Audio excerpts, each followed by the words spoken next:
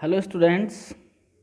तो आज का जो हमारा लास्ट क्वेश्चन है, जो केमिस्ट्री का हमारा सेकंड यूनिट चल रही है, is matter around us pure, उसमें जो हमारा लास्ट क्वेश्चन है, क्वेश्चन नंबर 16, जो बाद में ऐड किया था, वो आपसे बताया था कि एक छोटा सा न्यूमेरिकल्स टाइप है। न्यूमेरिकल्स मतलब जो मैथमेटिकल एक्सप्रेशन देता है, जो हमने पढ़ा है।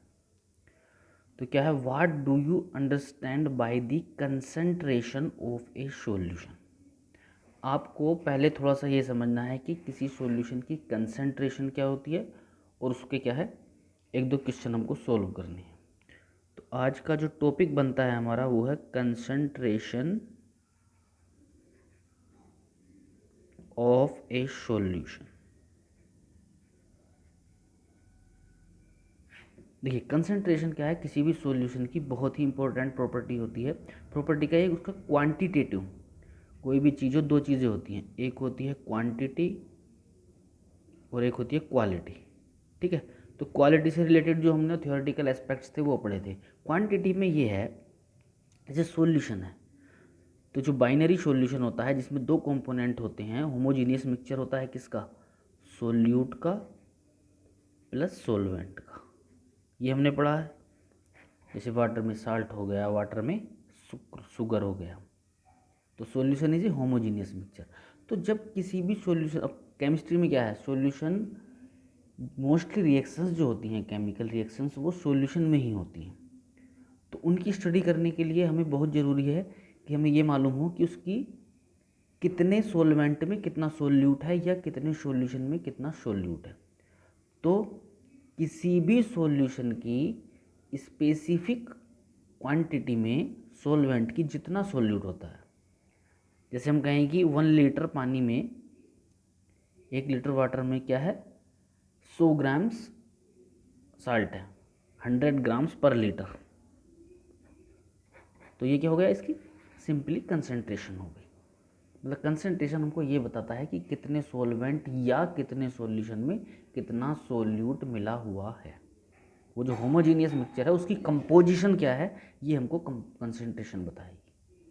ठीक है, तो कंसंट्रेशन मतलब कितनी चीज़ में कितनी दूसरी सोल्यूट मिला हुआ है। डेफिनेशन हमारी क्या हो जाएगी, डेफिनेशन सिंपली हो जाएगी, the amount of solute present in a given mass or volume of solvent or solution is called the concentration। अब वो क्या है, मास में भी हो सकता है, वॉल्यूम में भी हो सकता है। भाई नापने के क्या हैं, कई सारी यूनिट्स होती हैं, क्वांटिटी होती हैं, तो हम उसको मास में भी ले सकते हैं, वॉल्यूम में। हायर क्लासेस में जब आप जाओगे तो वहाँ आपको कंसंट्रेशन के बहुत से पैरामीटर्स मिलेंगे। यहाँ आपको ध्यान रखना है, एक तो मास परसेंटेज, ठीक है, और दूसरा मास बाई वॉल्यूम परसेंटेज, इनको ध्यान रखना है। मास परसेंटेज क्या होता है, मास परसेंटेज होता है मास of solute divided by mass of solution into 100। तो मास परसेंटेज निकालना है तो मास ऑफ सोल्यूट को डिवाइड कर देंगे मास ऑफ सॉल्यूशन से, और चूंकि परसेंटेज है इसलिए इसकी मल्टीप्लिकेशन कर देंगे 100 से।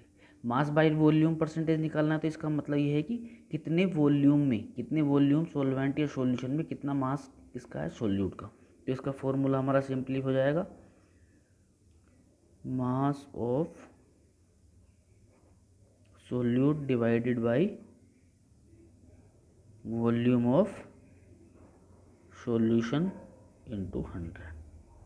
तो दो फार्मूले आपको ध्यान रखने हैं। पहली बात तो कंसंट्रेशन, कंसंट्रेशन क्या, कितने अमाउंट ऑफ सॉल्वेंट या सॉल्यूशन में कितना सोल्यूट है, सिंपल बस। अब उसको क्या है, जनरली मास और वॉल्यूम में ही यहाँ मेजर करेंगे। मास परसेंटेज आएगा तो मास ऑफ सोल्यूट को डिवाइड कर दोगे आप मास ऑफ सॉल्यूशन से इनटू 100, और मास बाय वॉल्यूम परसेंटेज की बात आएगी तो मास of solute divided by volume of solution into 100। ठीक है, सिंपली इसको आप एग्जाम्पल से और अच्छे से समझ सकते हो। जैसे मान लीजिए कि आपने 250 ग्राम्स वाटर में क्या मिलाया, 25 ग्राम्स शुगर मिलाया। 250 ग्राम पानी है, उसमें आपने 25 ग्राम शुगर डाला और आपसे पूछा जाए इसकी मास परसेंटेज निकालो। तो मास परसेंटेज का फार्मूला क्या है? मास of solute. Mass of solute कितना है हमारा? मास ऑफ सोल्यूट मतलब जो चीज़ हम मिलाते हैं, शुगर जो कम मात्रा में होता है 25 है। और मास ऑफ सोल्यूशन, और मास ऑफ सोल्यूशन में क्या होगा? Solute plus solvent. तो 25 और 250 कितना हो जाएगा? 250 plus 25 into 100 is equal to 250/275 into 100। जो करके आएगा वो इसकी परसेंटेज है। सॉल्यूशन का मास निकालने के लिए हमको सोल्यूट और सोलवेंट दोनों को ऐड करना पड़ेगा, ठीक है। ये है, इसको आप ऐसा समझ लो। यहाँ ये क्वेश्चन है एग्जाम्पल में, 25 gram of sugar are dissolved in 250 grams of water, what is the mass percentage of the resulting solution. ठीक है, रिजल्टिंग सॉल्यूशन की मास परसेंटेज क्या होगी? मास ऑफ सोल्यूट इतना है, मास ऑफ सोलवेंट इतना है, तो मास ऑफ सॉल्यूशन क्या हो जाएगा? Mass of solute plus mass of solvent 275, 25/275 into 100 is equal to 9.09% हमारा इसका आंसर आ जाएगा।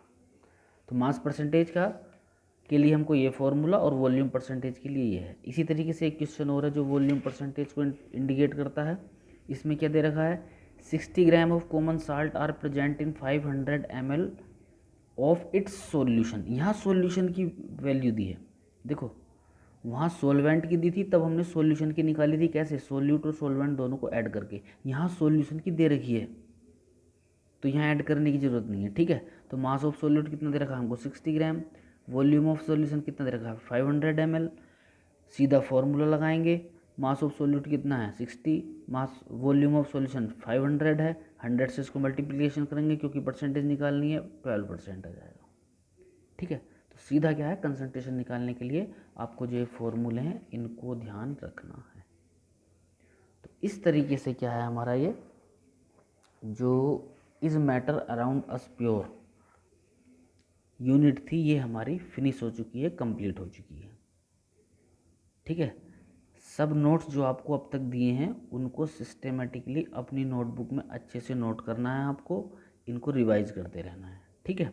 एक बार आपको क्या है इनका सही से रिकैप मतलब रिवीजन आपको बता दिया जाए किस तरीके से इनको याद करना है और किस तरीके से इनकी क्या है प्रैक्टिस करनी है, ठीक है।